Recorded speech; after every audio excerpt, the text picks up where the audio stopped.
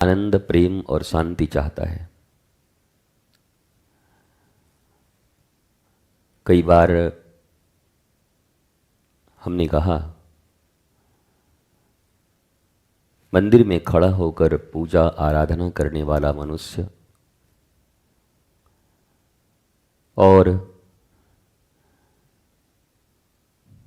रात्रि के अंधेरे में किसी के घर में चोरी करने वाला मनुष्य,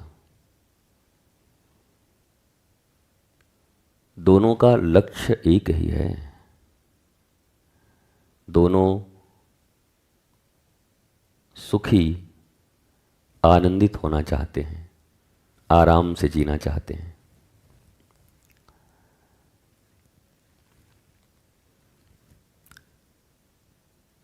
ये कह सकते हैं कि इस पृथ्वी पर जितने भी आज तक सुर, असुर, मानव, गंधर्व, किन्नर, किमपुरुष,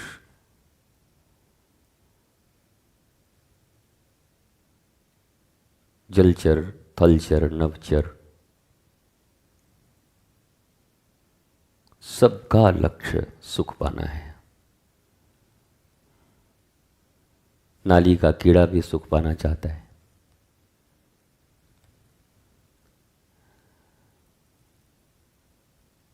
और हजारों, लाखों, करोड़ों, अरबों डॉलर से बने हुए किसी बड़े महल में रहने वाला आदमी भी सुख ही चाहता है।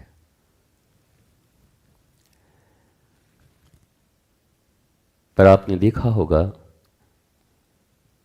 कि सबको सुख प्राप्त नहीं होता।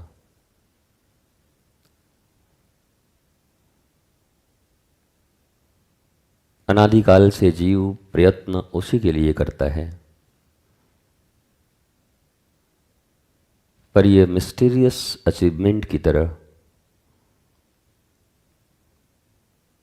किसी किसी को कभी कभी कहीं कहीं प्राप्त हो जाता है।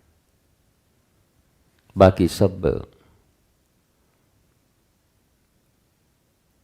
प्रयत्न करते हैं, दुखी रहते हैं और एक दिन मृत्यु को प्राप्त हो जाते हैं। हमने जितने भी शास्त्र ग्रंथ पढ़े, सुने, उन सब में पात्र कोई भी हो, साक्षात भगवान हो, भक्त हो, पर महिमा सबने श्रवण की और सत्संग की ही गाई।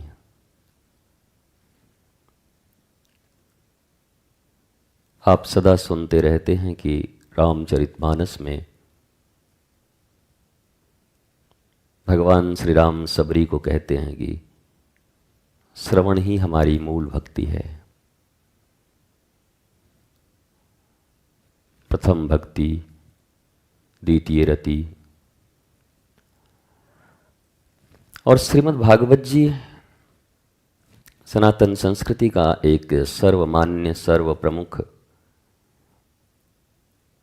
पुराणों का मुकुट, पुराण तिलक श्रीमद् भागवत, वह भी कहती है, प्रहलाद के द्वारा कि श्रवणम कीर्तनम विष्णु स्मरणम पाद सेवनम, श्रवण ही मूल है।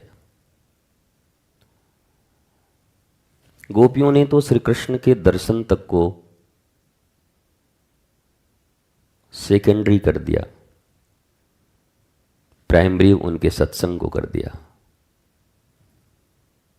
श्री कृष्ण जिस समय गोपियों के साथ, ग्वाल बालों के साथ इस भारतवर्ष में, इस पृथ्वी पर अपनी दिव्य लीलाओं को संपादित कर रहे थे, उस समय भी ये बात गोपियों ने कहा कि हे कृष्ण, एक तरफ तुम्हारा दर्शन हो और एक तरफ तुम्हारे लीला तत्व से सार गर्भित सत्संग हो, तो हम तो तुम्हें छोड़कर सत्संग सुनना पसंद करेंगे।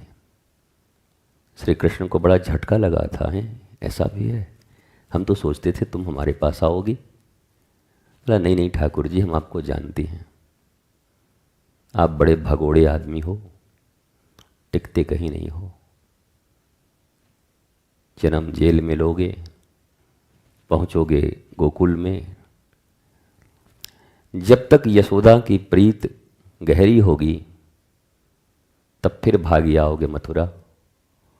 मथुरा वाले सोच रहे होंगे कि अब कृष्ण फिर हमारे हो गए, तब तक द्वारिका भाग जाओगे। द्वारिका वाले जब छाती अब मूंछ ऐसे टाइट करके चलें कि कृष्ण हमारे हैं, तब तक सबको गोविंदाय नमो नमः करवा के द्वारिका डुबा के निकल जाओगे तुम। इसलिए तुम पर कौन भरोसा करे। पर तब कथामृतम तप्त जीवनम कवि विरीडितम कल्मसापहम, तुम्हारी कथा तप्त जीवों के लिए, तीनों तापों से जो जीव जल रहे हैं, दैहिक दैविक भौतिक तापा, इससे मुक्ति का एकमात्र अगर कोई साधन है श्री कृष्ण, तो आपकी कथा आपका सत्संग है।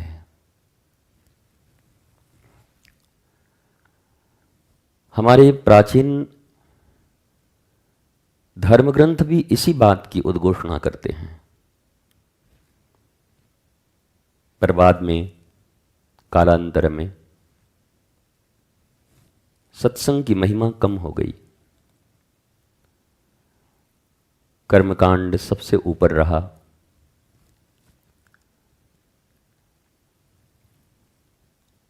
और फिर प्रतीक पूजाएं ज्यादा रहीं। भगवान श्री कृष्ण के भक्त भगवान श्री कृष्ण के सारे रूप को ही स्वीकार नहीं करते। लड्डू गोपाल वाले को गीता की बात सुनाओ तो तैयार नहीं होता सुनने को। वो तो डोलची में लड्डू गोपाल लिया और कहता है हम बाकी कुछ जानते ही नहीं, हमारी डोलची और हमारा लड्डू गोपाल। कोई कहे कि इन्होंने कुछ कहा भी है वो भी तो सुन लो, बोला वो सब हमें कोई मतलब नहीं, हम तो जा रहे हैं बिहारी जी की गली में, मोर के पंख से बने हुए इनके वस्त्र लेंगे,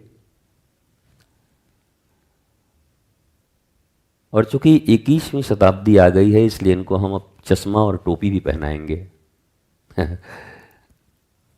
वो उसी में डूबे हैं। अवसाद अपने चरम सीमा पर पहुंच चुकी है देश विदेश में, पर मनुष्य गीता से कुछ सीखने को राजी नहीं है। श्री कृष्ण के भक्त ही राजी नहीं है। गीता वाले से लड्डू गोपाल की बात करो तो बिल्कुल स्वीकार नहीं करते, बोला हम तो सिर्फ गीता जानते हैं जी बस, ये सब बाल लीला ये सब हमको बिल्कुल पसंद नहीं है। एक ही भगवान, उनकी समग्र लीला को स्वीकार करने वाला कोई नहीं है।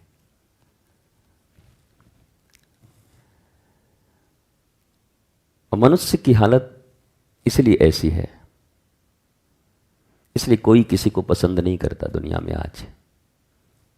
हर आदमी मनुष्य के एक एक पार्ट को देखता है। किसी के द्वारा जीवन में कोई रिएक्शन हो गया तो उसी से उसने उस मनुष्य की सारी कहानी लिख दी, कथा। अरे उनको तो मैं जानता हूं, एक बार देखा था। कौन? वो रितेश्वर महाराज। अरे आश्रम गए थे, वो बाहर काम चल रहा था, कुछ मजदूर आए हुए थे और बाहर भड़क रहे थे लोगों पर। वो काहे को संत हैं, क्रोधित हो रहे थे।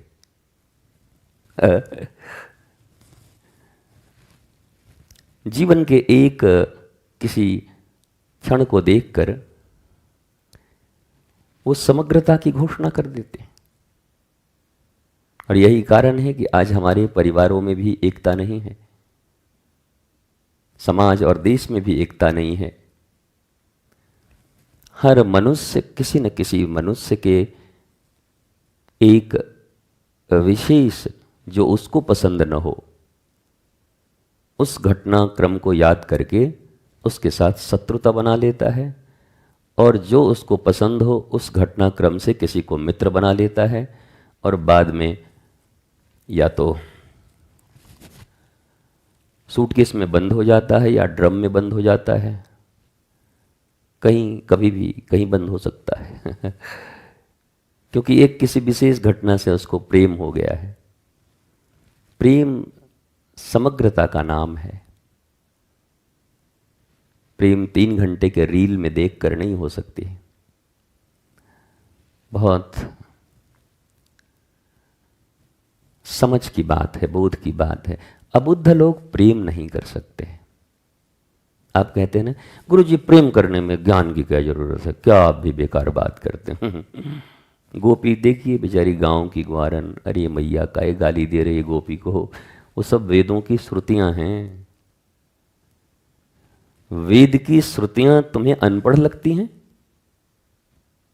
दंडकारण्य में खड़े वो ऋषि जो श्री राम की सौंदर्य को देखकर उनको अपने आलिंगन अपने बाहुओं में भर लेना चाहते थे, भगवान श्री राम ने कहा कि मैं मर्यादा पुरुषोत्तम हूं, जब श्री कृष्ण के रूप में आऊं तब आ जाना, तुम्हें गले लगा लूंगा। वो बड़े बड़े ऋषि गोपियां बन करके आई हैं और तुम उनको अज्ञानी कहते हो, तुम उनको गंवार कहते हो, क्यों? तो गंवारिन हैं, गोपियां हैं।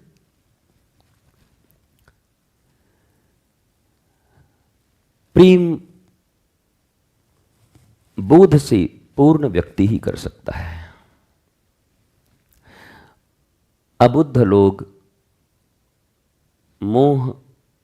मोह जो डाउनवर्ड है, अधोगामी है, प्रेम जो ऊर्ध्वगामी है, अपवर्ड, इतना ही अंतर है। गति दोनों में है, एक नीचे गिर रहा है वो मोह है, एक ऊपर उठ रहा है वो प्रेम है। मोह को प्रेम बनने में देरी नहीं लगती।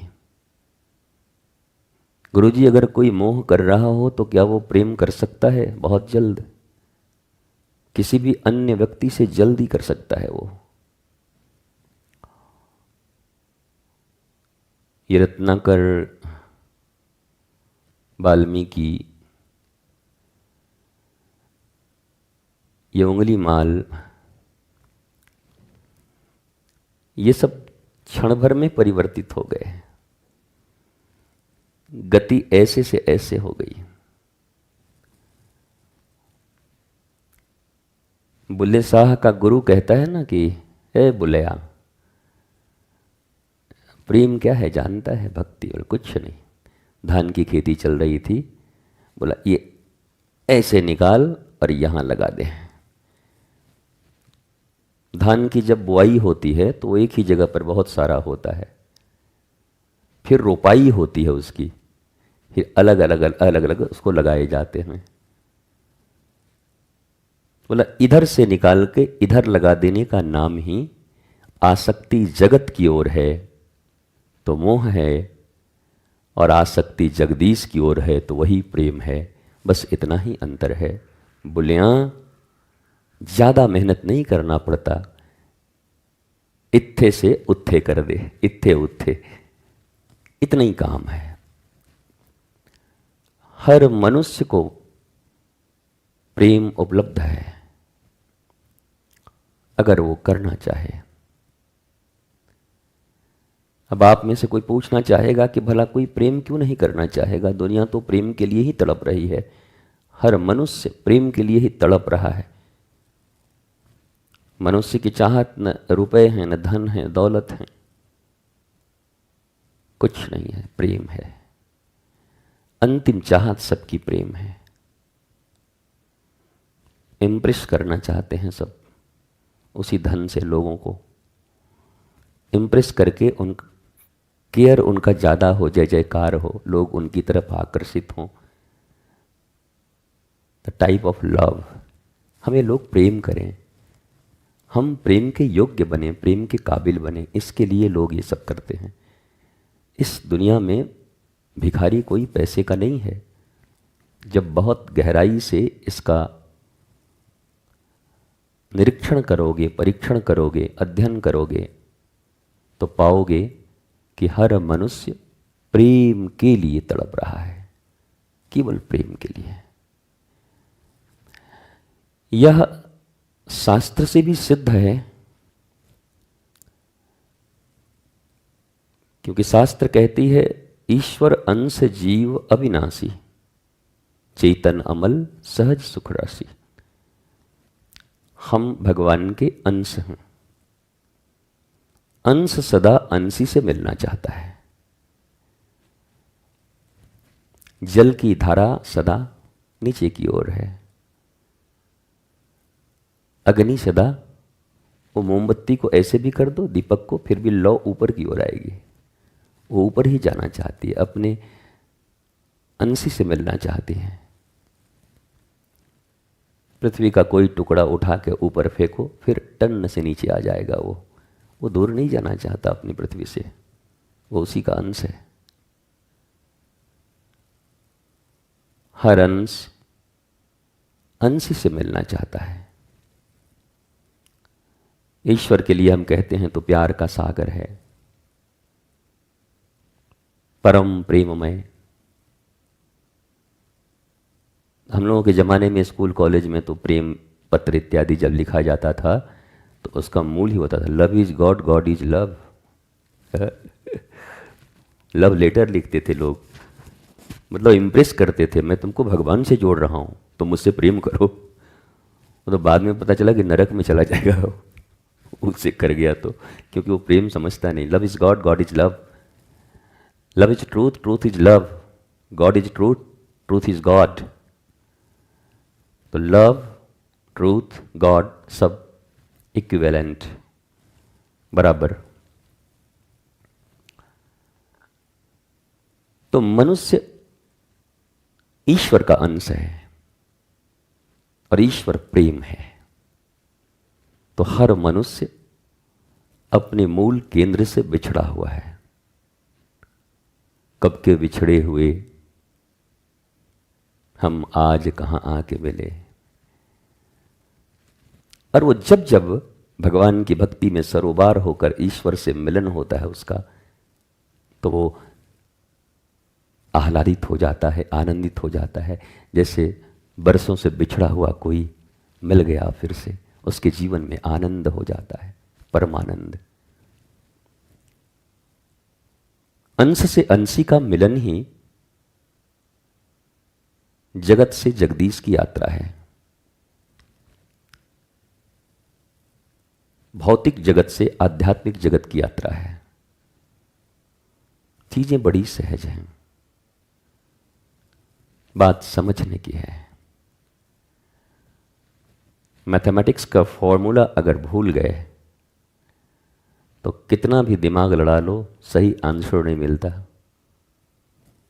पर अगर फॉर्मूला याद है तो 30 सेकंड में टक, मामला फिट। और जो फॉर्मूला भूल गया वो बैठ के माथा नोच रहा है, हे भगवान 3 घंटा गुजर गया, अब क्या करूं। अब कुछ नहीं होगा, भूल गए तुम तो फॉर्मूला। इस ह्यूमन लाइफ को पाने के बाद अगर ये फॉर्मूला भूल गए कि अंशी से मिलना कैसे है, तो ढूंढते रह जाओगे वो सर्फ एक्सल, और फिर रोते रोते निकल जाओगे। कुछ सफाई नहीं होगी, जिंदगी साफ हो जाएगी, ढूंढते रह जाओगे, फिर नहीं मिलेगी। तो you have to unfold this formula. अंश अंशी से मिलना चाहता है, उसका फॉर्मूला क्या है? ये फॉर्मूला गुरु जानते हैं। अब गुरु के मुखाम्भोज से प्रवाहित हो रहा सत्संग ही वो फॉर्मूला है जहां अंश और अंशी के मिलन का उपाय होता है। और इसी की खोज अनादिकाल से इस पृथ्वी पर मनुष्यों को है। इसलिए श्री कृष्ण सत्संग की इतनी महिमा कहते हैं। किसने कहा गुरुजी अर्जुन से तो नहीं कहे सत्संग की महिमा,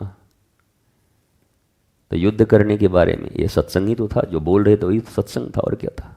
गुरु शिष्य को बता रहा है सत्संग है। लेकिन बाद में उद्धव से जब उन्होंने वार्ता की,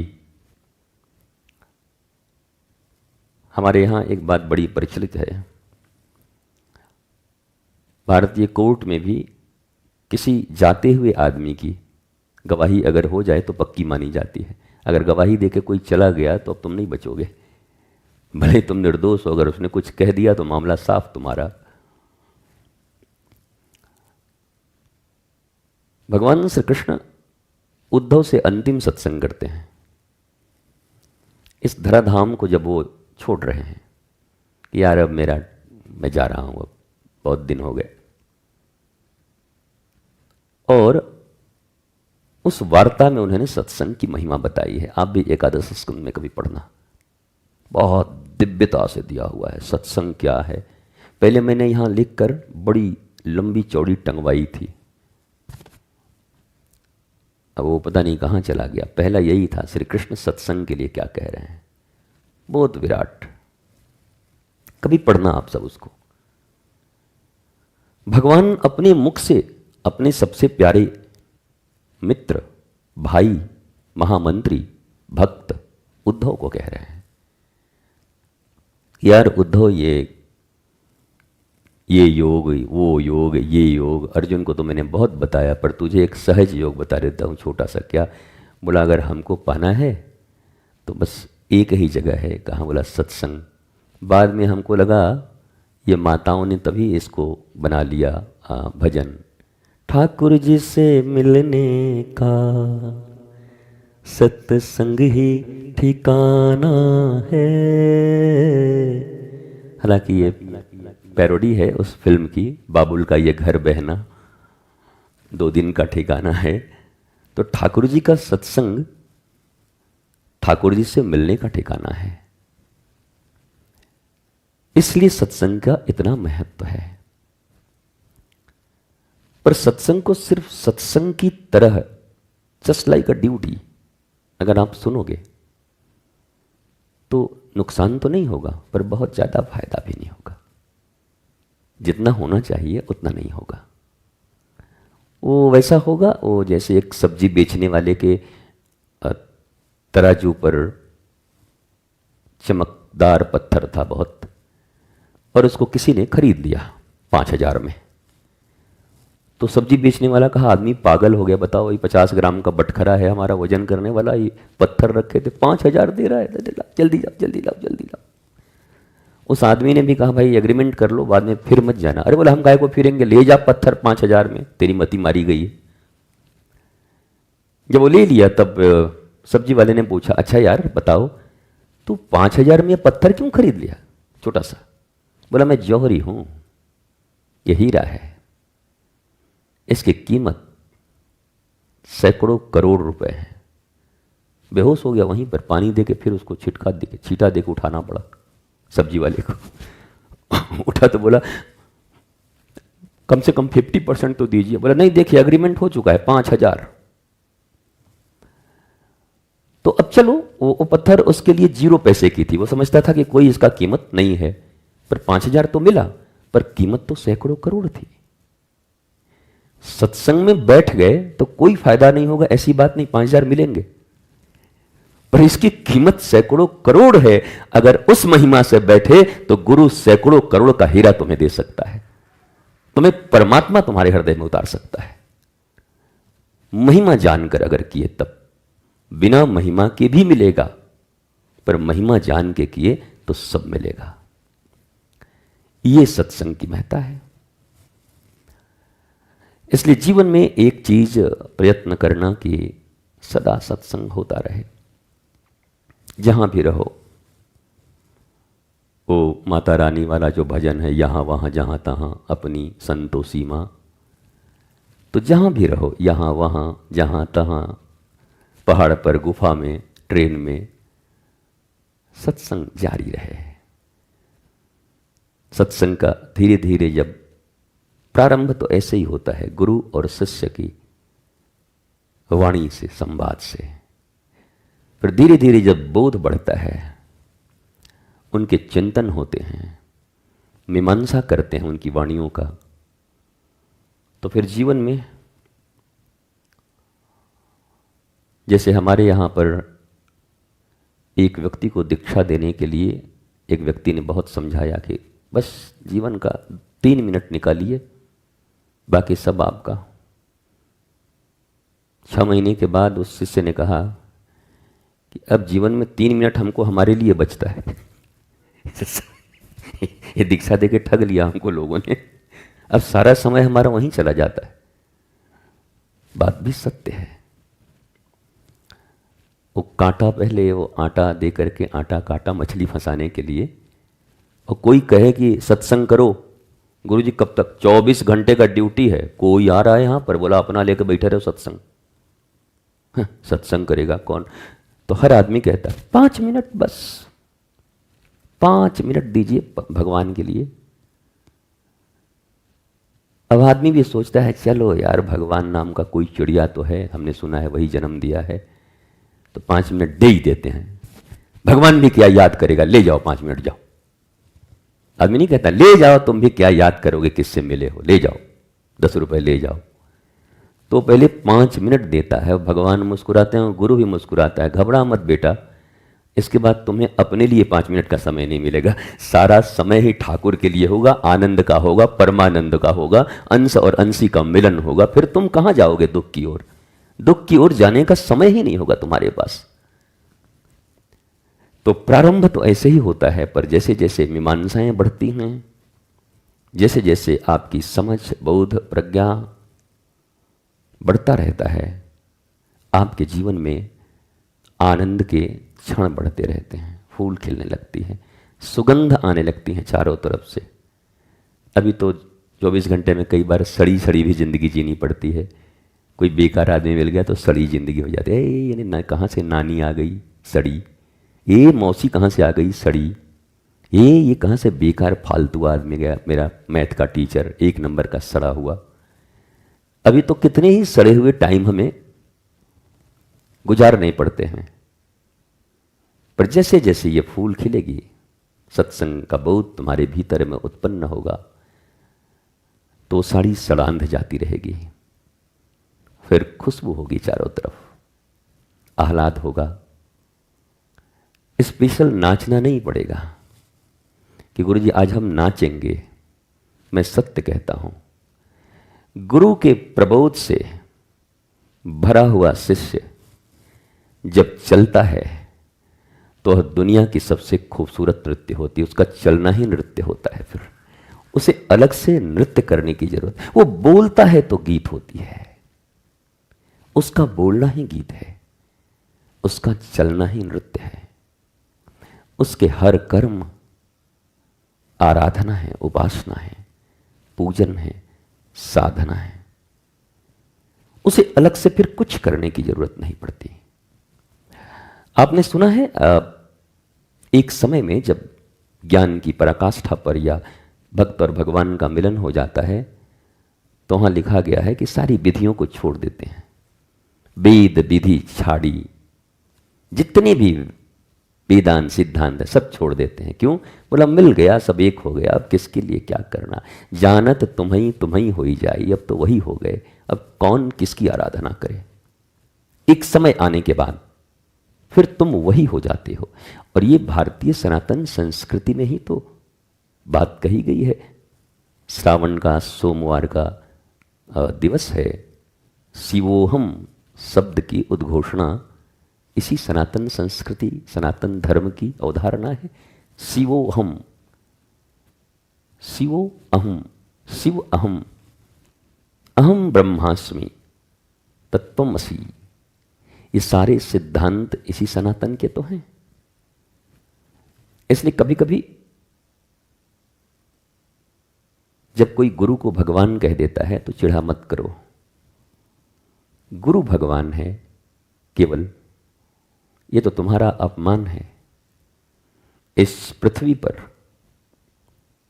जन्म लेने वाला हर मनुष्य बस केवल साधन के पथ पर आगे बढ़ जाए तो रामचरितमानस ही कह रही है, जानत तुम्हीं तुम्हीं होई जाई। इसका अर्थ हमको समझा दो जरा। अगर किसी को कोई तकलीफ हो, कोई आप ऐसे कैसे भगवान कैसे बोल दिए जी, हमने कह दिया, आप काट दीजिए हमको। हमने आपके ही सिद्धांत सामने रखे हैं, आप काट दो। गोस्वामी जी कह रहे हैं जानत तुम्हीं तुम्हीं हो जाए। अरे तुमको जानते जानते हो तुम ही हो जाता है। खोजा सकल जहां में, पाया तेरा पता नहीं।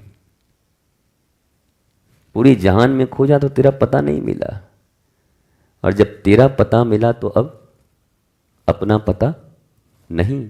मतलब बिंदु सिंधु में मिल गई। क्या अब उस बिंदु को कोई बिंदु कहेगा? कि वो बिंदु भी सिंधु ही हो गई, सागर ही हो गई। कोई कहेगा सागर। अलग थी तो बिंदु थी, मिल गई तो सिंधु हो गई। अलग हो तो औने पौने बौने आदमी हो, पर जिस दिन गुरु के ज्ञान से, बोध से आत्मस्थ होकर उस परमात्म तत्व में स्थित हो गए तो उसी दिन तुम औने बौने छौने न रहे, बल्कि तुम भी वामन से विराट विष्णु की तरह हो जाओगे। उसी क्षण हो जाओगे, बिंदु सिंधु हो जाएगी।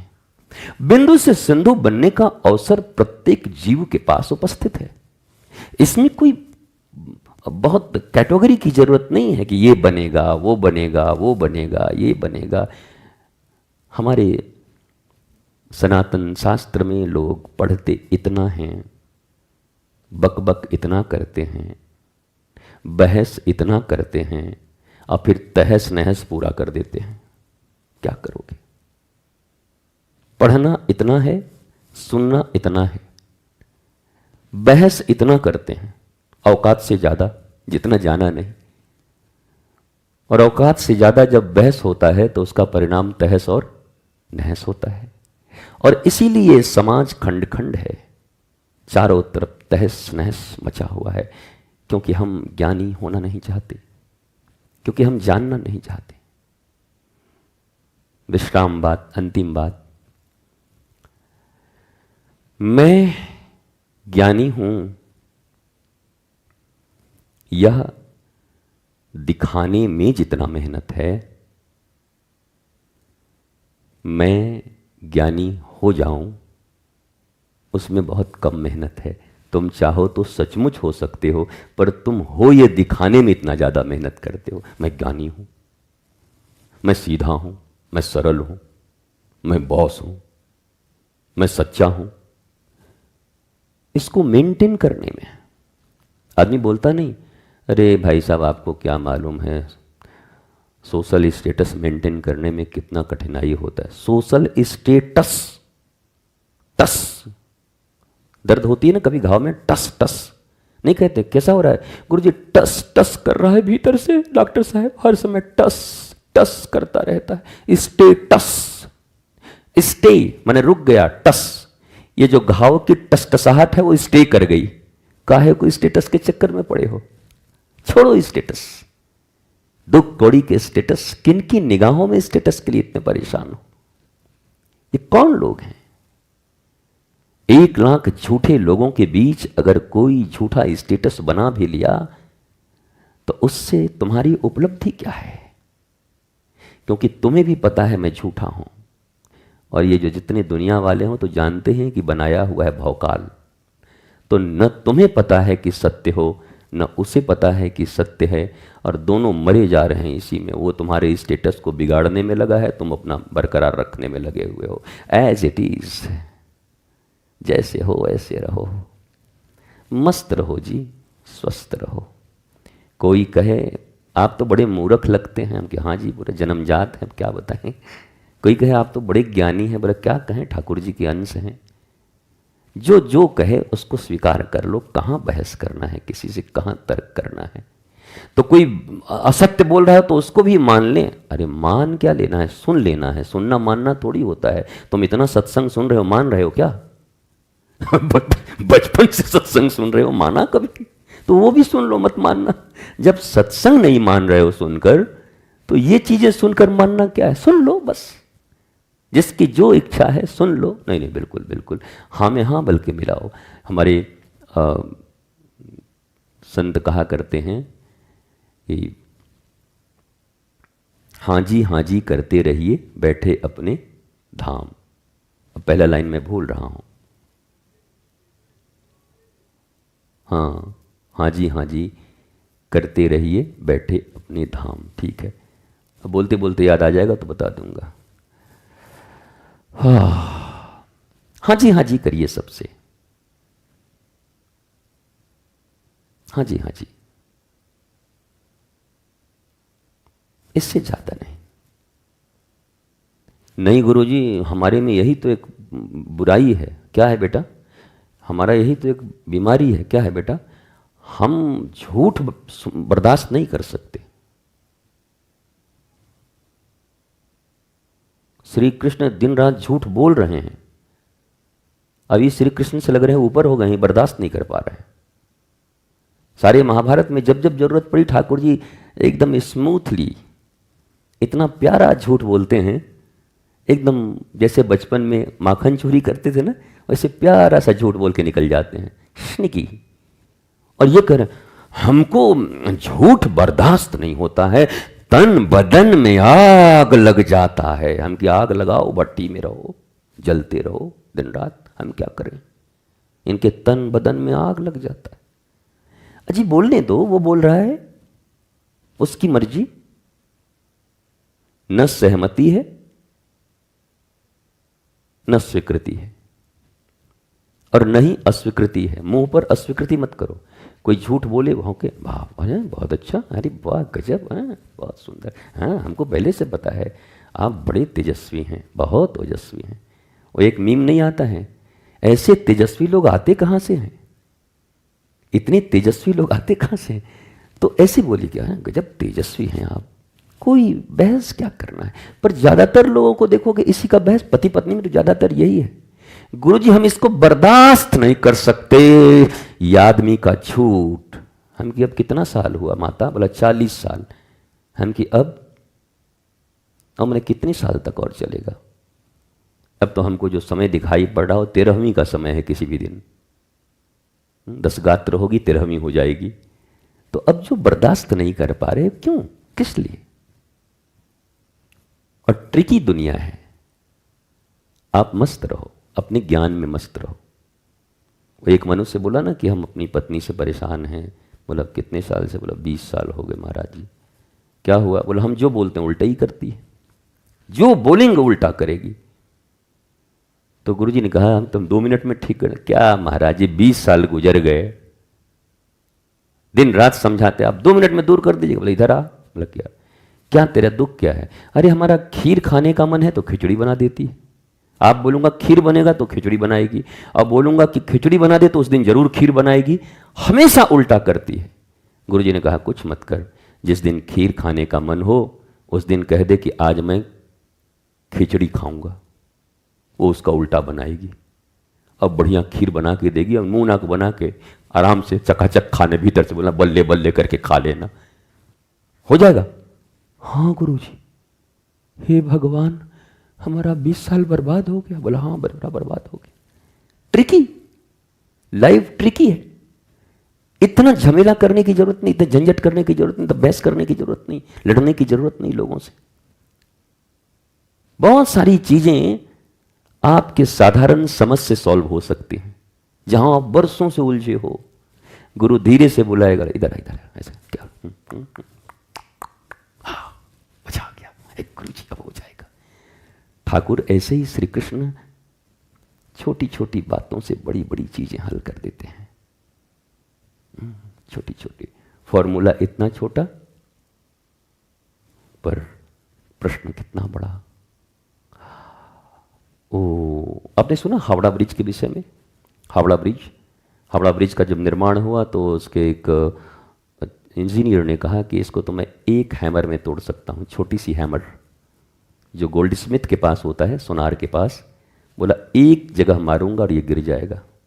फिर ब्रिटिश ने उसे मरवा दिया, ब्रिटिश ने उसको कैद किया और फिर ख़त्म करा दिया। बोला वो जानता था उसका गुरुत्वाकर्षण बल कहाँ पर, पूरा सेंटर पॉइंट कहाँ पर है हावड़ा ब्रिज का, टक से मारे भैर आ जाए पूरा, ऐसा है मामला। अब बताओ कितना बड़ा ब्रिज है और एक छोटे से हथौड़ी से टूट सकता है।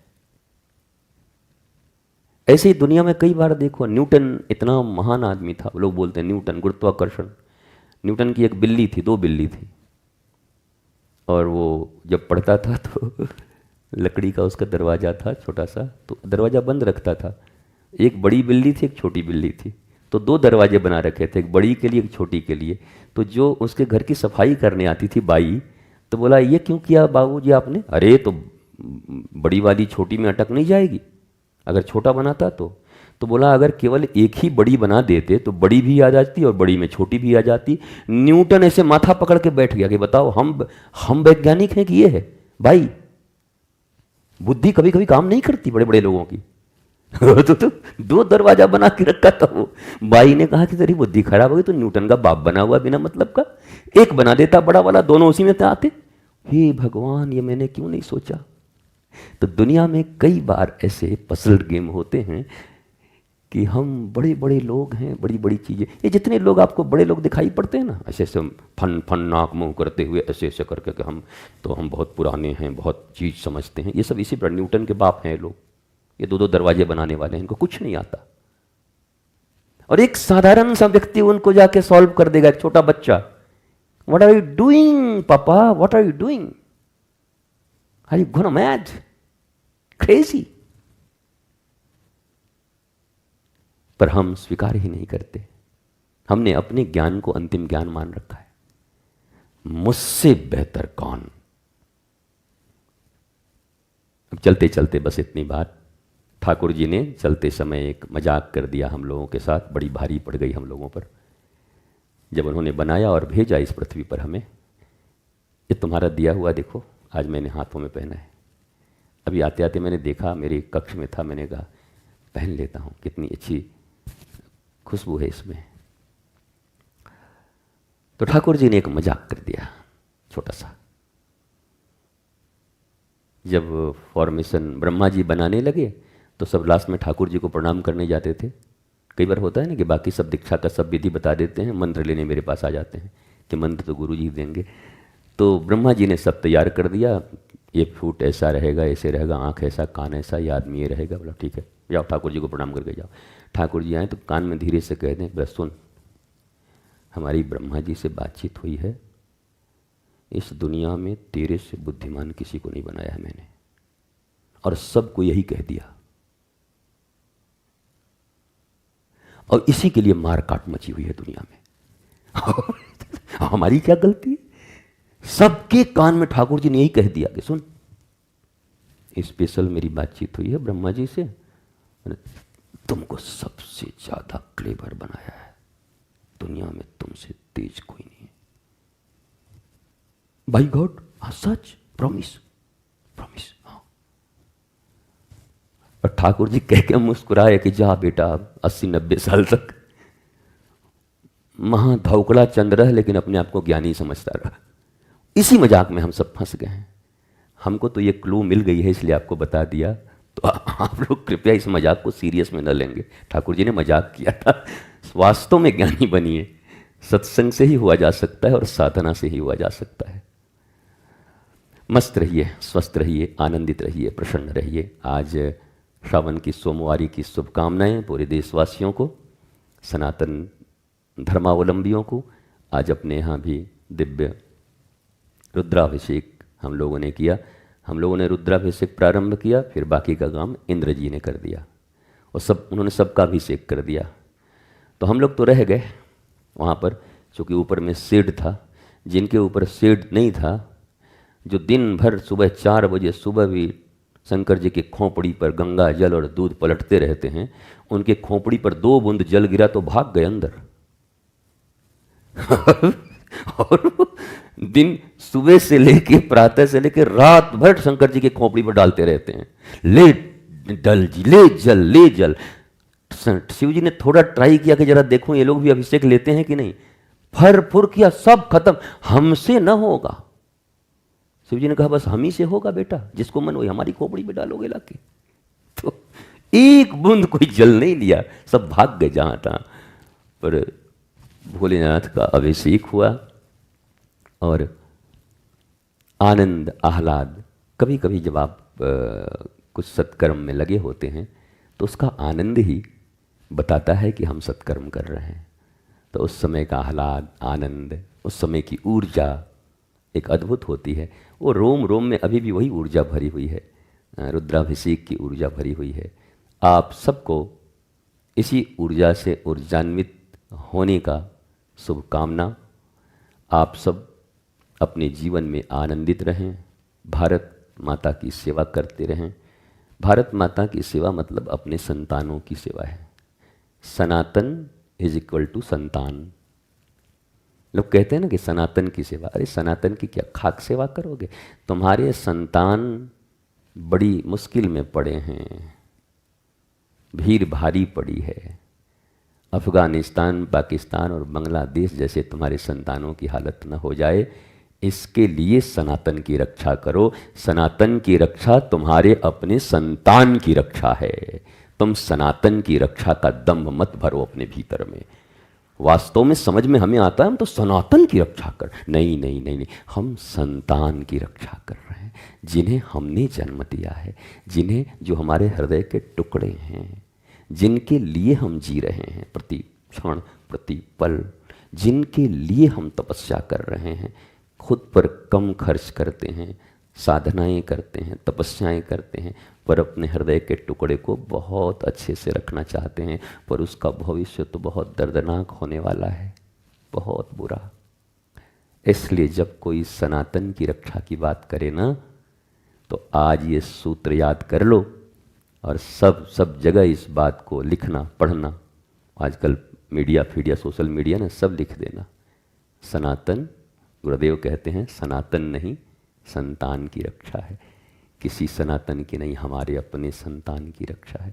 और ये करने में कहाँ हमें तकलीफ है, इसमें कहाँ हम किसी पर उपकार कर रहे हैं, ये तो हमारा काम है। लोग कहते हैं ना आइए सनातन के लिए, अरे यहाँ अपना बाल बच्चा रोटी परिवार देखें कि हम सनातन देखें, घर परिवार देखें।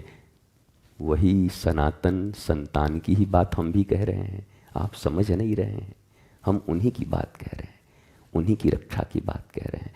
जब इस प्रकार यह देश समझना प्रारंभ करेगा जो कि सत्य है, तब इसकी रक्षा हम कर पाएंगे और तब हम अपने संतानों को मुस्कुराहट दे पाएंगे, एक सुंदर भविष्य दे पाएंगे, इस भारत को एक सुंदर भविष्य दे पाएंगे, अपने बच्चों को।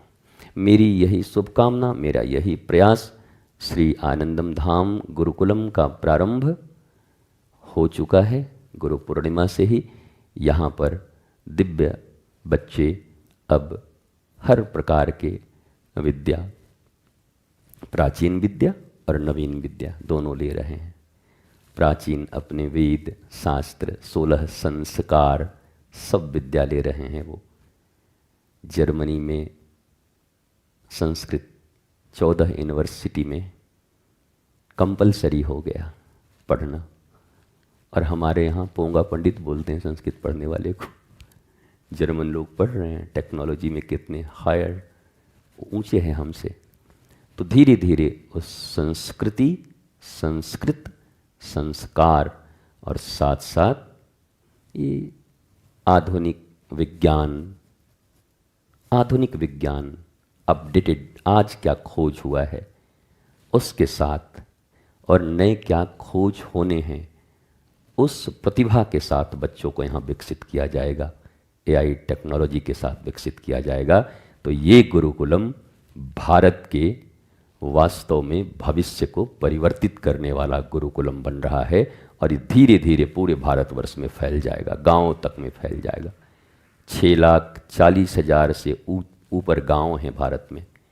हमारी एक ऐसी योजना है जिसमें हम प्रारंभिक गुरुकुलम मतलब छोटे छोटे शिशुओं के लिए, बच्चों के लिए संस्कारशाला, छोटे बच्चों के लिए बस जो जो छोटे छोटे संस्कार हैं उसके लिए 1 घंटे का, आधे घंटे का हर गांव में हमारा प्रयास जारी है और वार्ताएं चल रही हैं। हम काफ़ी आगे हैं और हो सकता है किसी भी दिन 6,40,000 गाँवों में भी हम इसे लॉन्च करने में सफल हो जाएं, भारत के हर गांव में ये सनातन संस्कारशाला। तो इस काम को, छोटी छोटी बातें हैं पर असर बड़ा होता है। बातें छोटी हैं पर असर बहुत होगा। तो छोटे काम दिखने में छोटे दिखते हैं पर होते नहीं।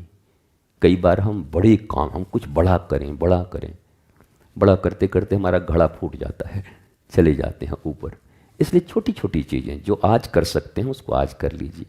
सैंड्रा हमेशा हमको इस बात के लिए प्रेरित करती है, टुमारो क्या होगा गुरुजी कुछ पता नहीं, बट आज जो होना है वो आज का करने का है। हम कि हाँ भाई तो बहुत बढ़िया बात बोलती है, चल आज का आज ही कर लेते हैं। हालांकि कल जो करना था आज भी नहीं कर पाए हों, अभी हमसे पूछेगी बाद में कि क्या हुआ मेरा शेड्यूल 7 डेज का। तो हम तो डरे भी रहते हैं, उसको देखते हैं तो धीरे से इधर निकलते हैं कि पूछ न दे कि क्या हुआ बताइएगा। वो पूरा पूछती रहती है आज क्या हुआ। तो आज के काम को आज अगर हम करेंगे, दिखने में छोटे लगेंगे पर उसके परिणाम बहुत बड़े होंगे और बहुत बेस्ट होंगे। आप सबके भी जीवन में छोटे लगने वाले काम छोटे नहीं हैं, उसके परिणाम बहुत बड़े होंगे। प्रणाम, नमन, वंदन। जनवरी महीने में 2026 में प्रथम में से ही अयोध्या की दिव्य भूमि पर भारतीय छात्रों का सबसे बड़ा समागम, जहाँ रोज लाख छात्र, अलग अलग 1-1 लाख छात्र 5 दिनों तक, एक छात्रोदय राष्ट्रोदय, छात्र का उदय ही राष्ट्र का उदय है, एक सनातन संदेश, ऐसा 5 दिवसीय कार्यक्रम भारत की भूमि पर। अभी तक कथा को लोग दान दक्षिणा समझते हैं, कथा करो, दान लो, दक्षिणा लो, वहाँ भागो, डुगी बजाओ, तबला बजाओ, पर भारतवर्ष का ये प्रथम सनातन संदेश होगा जहाँ भारतीय छात्रों को सनातन ज्ञान और आधुनिक विज्ञान से जोड़ करके उन्हें राष्ट्र रक्षा के मंत्र दिए जाएंगे और भारत की रक्षा की जाएगी। इसके लिए ये दिव्य महान संदेश राष्ट्रोदय छात्रोदय, आप सब भी आमंत्रित हैं। धीरे धीरे आप सब भी कहाँ भी हों अपना बुकिंग रखना कि नहीं जी उस दिन तो अयोध्या में ही रहेंगे। 2 जनवरी से 6 जनवरी तक, 6 जनवरी को उसका समापन होगा। 1 जनवरी भी हम लोग वहीं मना लेंगे, क्या करेंगे, वहीं पे रहेंगे राम जी के साथ में। ठाकुर जी बोल रहे थे कि रहेगा वृंदावन में, जाएगा अयोध्या में, लौट के फिर बताता हूँ। कि मजाक हम लोग का मस्ती चलते रहता ना, राम जी वाले और कृष्ण जी वाले में, ठाकुर जी में। ठाकुर जी धमकाते हैं बांके बिहारी, अच्छा सारा बरस यहाँ पर रहेगा और जाएगा वहाँ, लौट के फिर बताता हूँ। और राम जी उधर से कहते हैं आइए आइए, कोई चिंता की बात नहीं है, हम सब देख लेंगे, हनुमान जी हमारे पास है ना, हम सब देख लेंगे। तो विनोद भी करते रहिए, मस्ती भी करते रहिए, हंसते भी रहिए। हम लोग खोखले और घटिया चुटकुले तो हम लोग बनाने वाले हैं नहीं, सुनने वाले। हम लोगों के जो विनोद भी हैं वो ठाकुर जी को ही लेके हैं। ठाकुर जी के साथ विनोद हो, ठाकुर जी के साथ प्रमोद हो, आनंद हो, आह्लाद हो। चलते चलते पुनः गुरु वचनों को रखना संभाल के,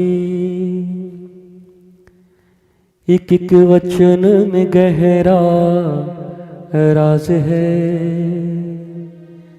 जिसने जानी है महिमा गुरु की, उसको डूबा कभी ना जहाज है। बीज पड़े और अंकुर न फूटे, ऐसा कभी नहीं हो सकता। कर्म करे और फल न भोगे, ऐसा कभी नहीं हो सकता।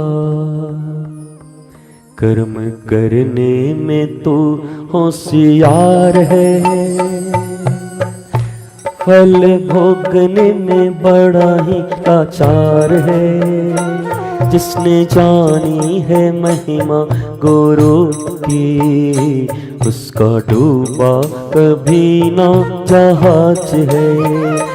गुरु वचनों को रखना संभाल के, एक एक वचन में गहरा राज है। जिसने जानी है महिमा गुरु की, उसका डूबा कभी ना जहाज है।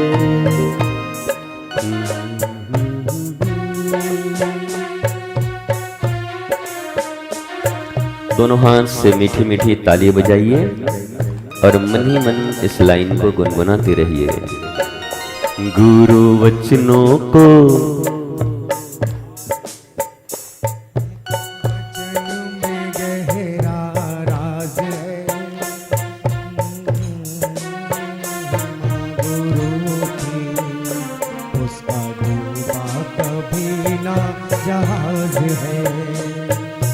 दीप जले और अंधेरा मिटे ना, ऐसा कभी नहीं हो सकता।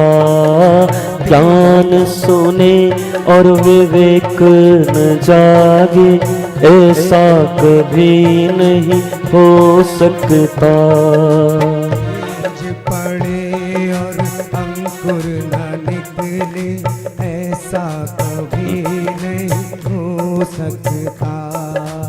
ज्ञान सुने और विवेक न जागे, ऐसा कभी नहीं हो सकता।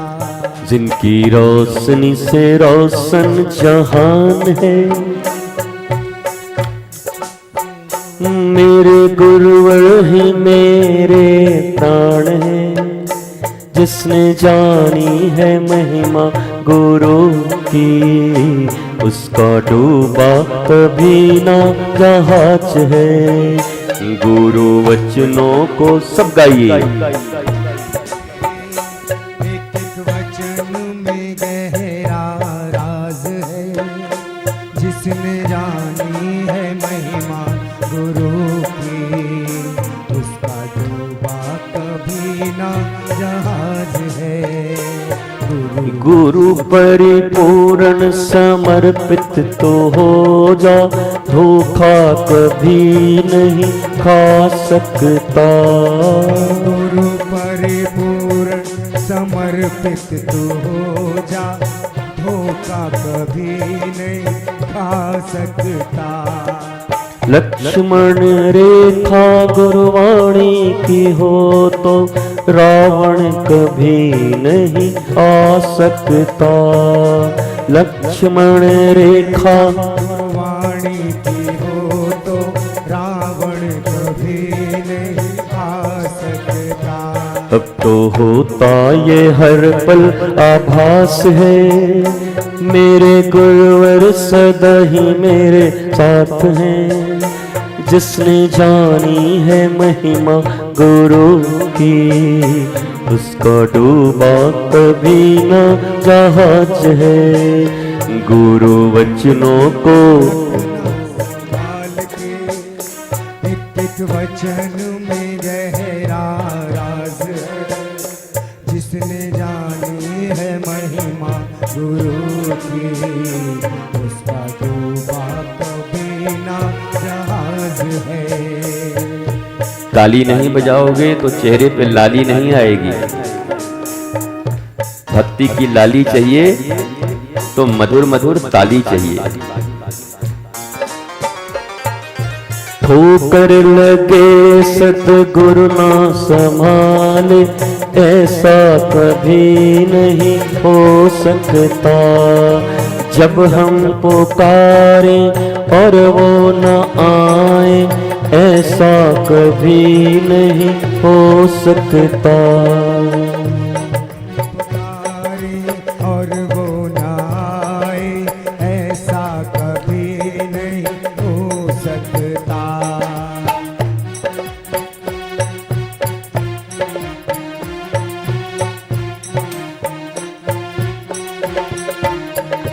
उनके हाथों में सौंप दे हाथ तो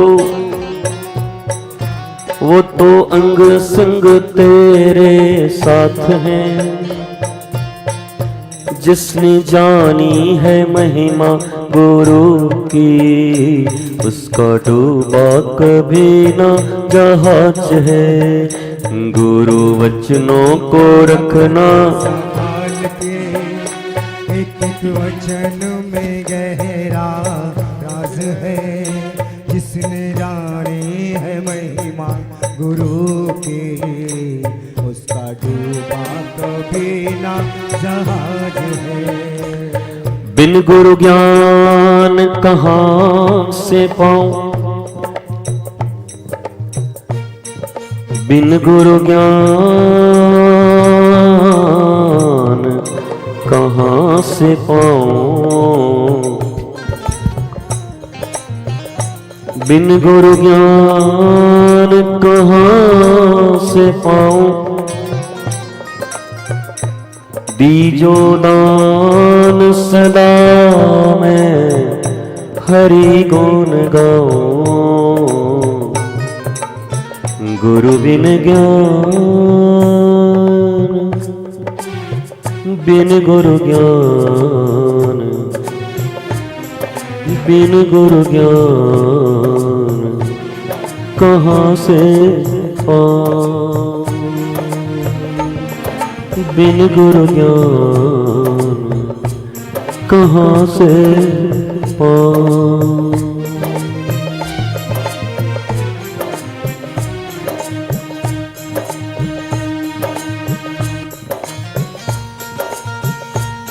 जब मैं था तब हरि नहीं,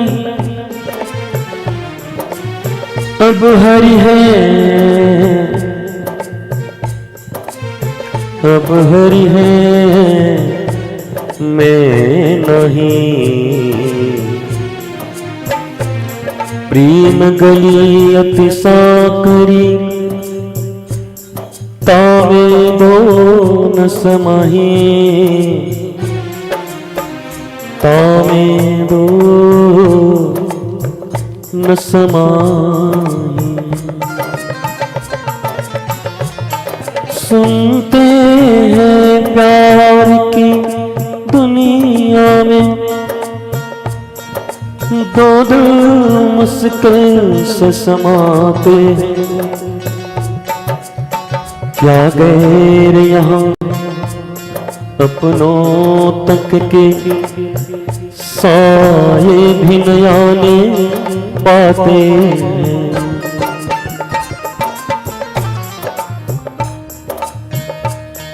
क्या गैर यहाँ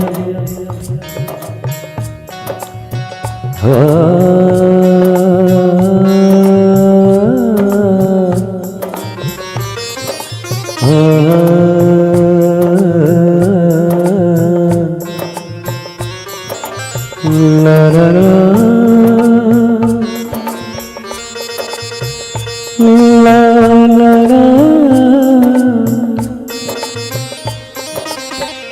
ला ला ला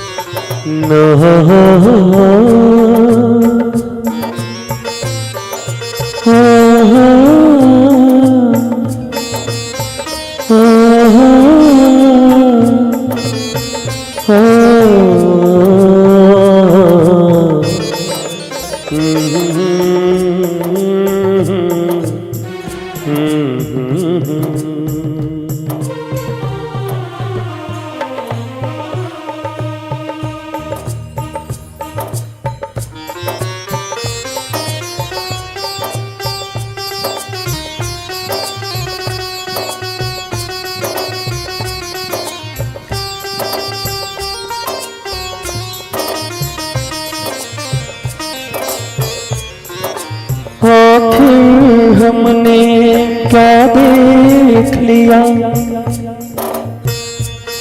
क्या बात है क्यों हैरान है हम। ये धरती है इंसानों की, कुछ और नहीं इंसान है हम। ये धरती है इंसानों की, कुछ और नहीं इंसान है हम।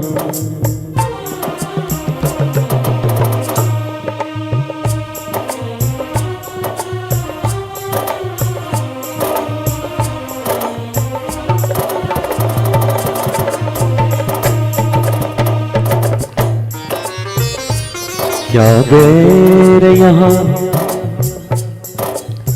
अपनों तक के, bad sound, very bad sound. क्या गैर यहाँ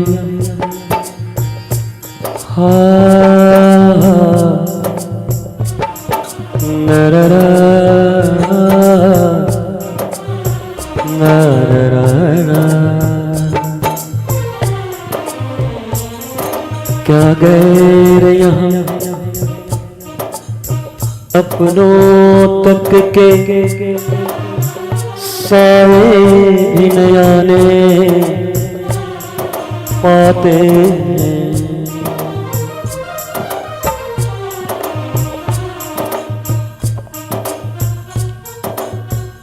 अपनों तक के साए भी नयाने पाते हैं। प्रेम गली अति सांकर तामे दो न समाही, तामे दो न समाही।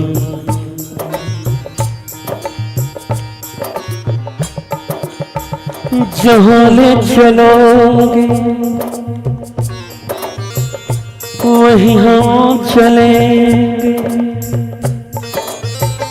कि जो तुम कहोगे वही हम करेंगे, कि जो तुम कहोगे वही हम करेंगे।